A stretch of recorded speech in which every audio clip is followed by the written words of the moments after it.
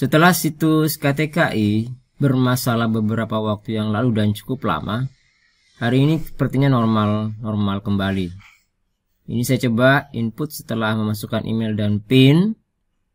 Karena ini perpanjangan, saya pilih registrasi ulang. Nah, di sini surat rekomendasi profesi masih muncul ya. Mungkin pada saat diajukan yang bersangkutan belum disetujui PKB-nya oleh PPN provinsi, tapi sudah meminta PIN. Nah, ini pasti muncul surat rekomendasi profesinya di tampilannya. Oke, kita lihat saja di akun BPNI yang bersangkutan.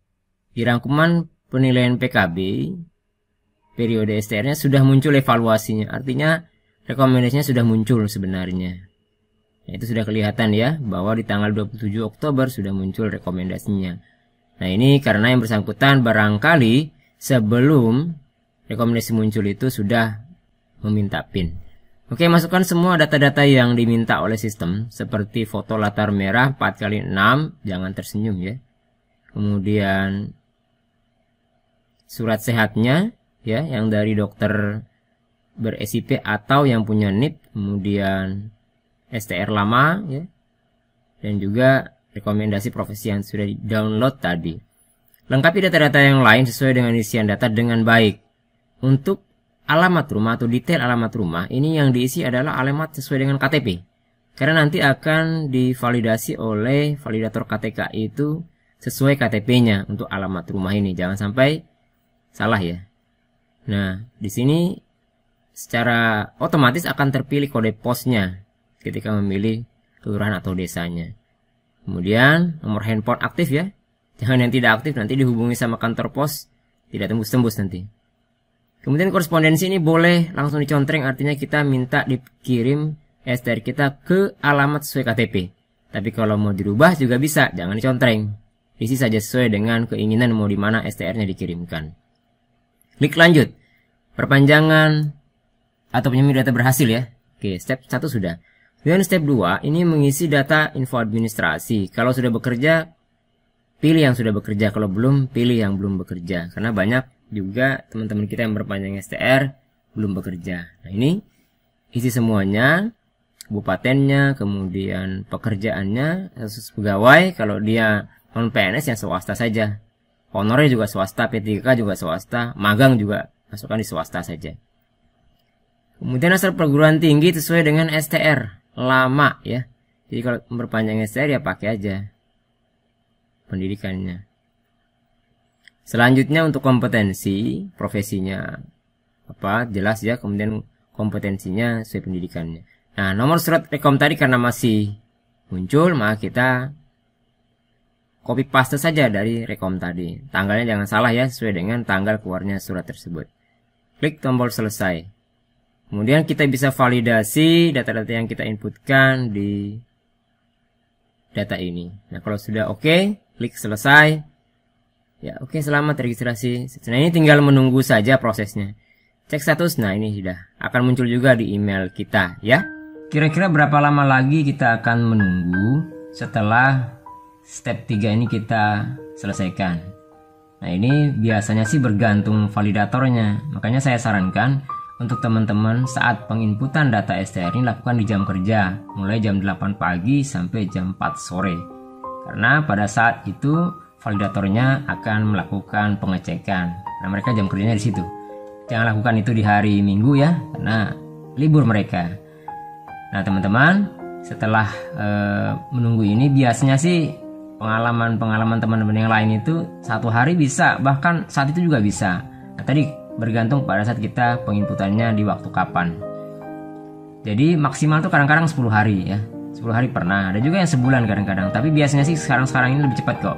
10 harian sudah. Nah, setelah divalidasi oleh validator itu akan ada jawaban apakah data-data dan dokumen kita sesuai dengan yang ditentukan. Kalau masih ada yang tidak sesuai, maka validator akan mengirimkan lewat email kita yang kita pakai tadi waktu melakukan input data. Atau bisa kita cek status ya.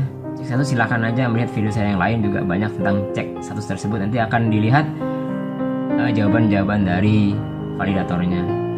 Nah, setelah itu ya, kalau memang ada perbaikan, perbaiki segera mungkin. jangan menunggu, perbaiki segera. Karena nanti bisa saja setelah dimasukkan pun masih ada yang salah. Nah gitu, jadi usahakan ikut saja petunjuknya. Kalau perlu tanya sama yang sudah pernah membuat STR dan bermasalah gitu ya. Nah, silakan aja tanya-tanya.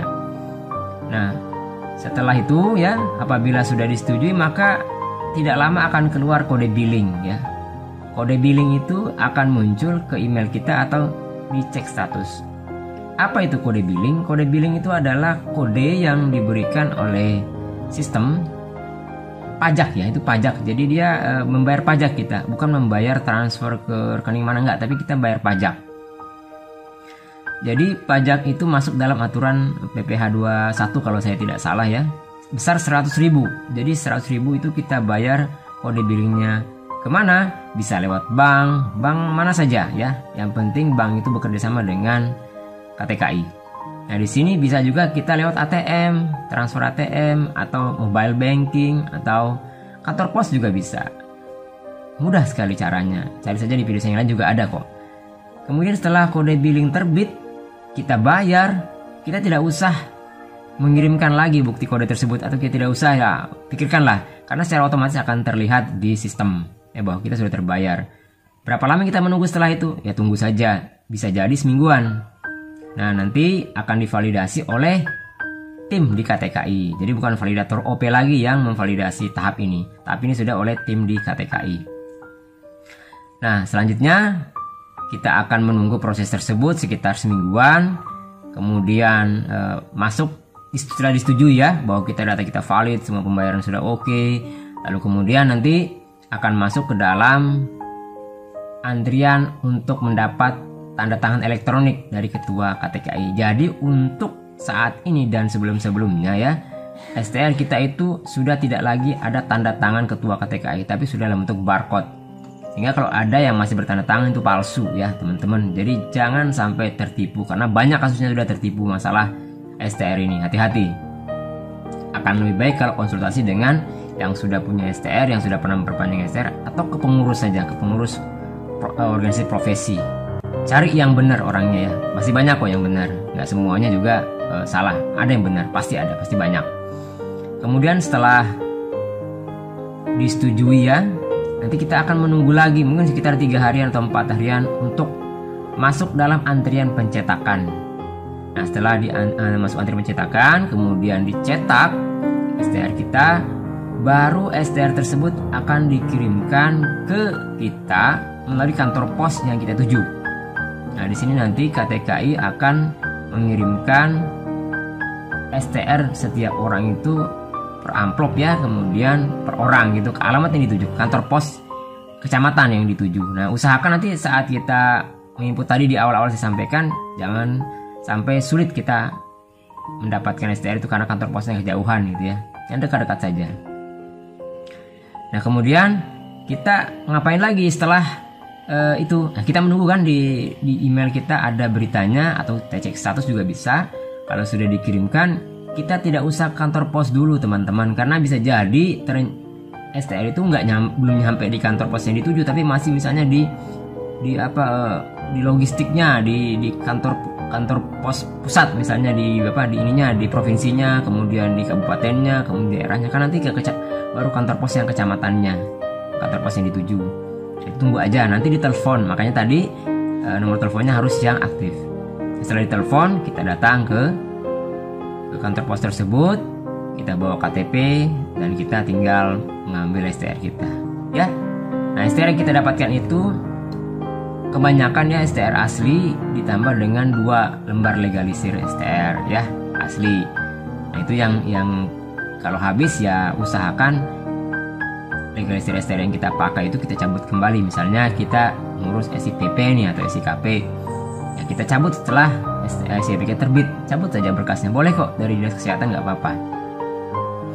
Oke ya, itu saja ya teman-teman ya, mudah-mudahan bisa memberi pencerahan dan STR kalian tidak ada kendala saat mengurusnya. Jadi rata-rata sih kalau saya perhatikan itu yang terjauh seperti kami di Kutai Kartanegara itu ya, Tenggarong itu 30 harian ya, dari awal penginputan STR sampai tiba di kantor pos itu 30 harian. Itulah kenapa di kami itu proses pengurusan perpanjangan STR itu kami lakukan 6 bulan sebelumnya.